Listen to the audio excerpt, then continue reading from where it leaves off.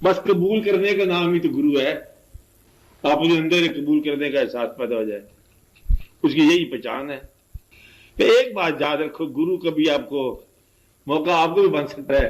अच्छा इशफाक साहब, नहीं अच्छा, गुरु का फैज उस वक्त मिलता है जब आपके अंदर पूरी तरह जो है ना तस्लीम, बेशक पूरी तरह 1% अगर इसमें इम्कान है ना आपका, अगर मशकूक है वाबस्तगी, वो फैज अगर कोई गुरु देना चाहे तब भी नहीं दे सकता,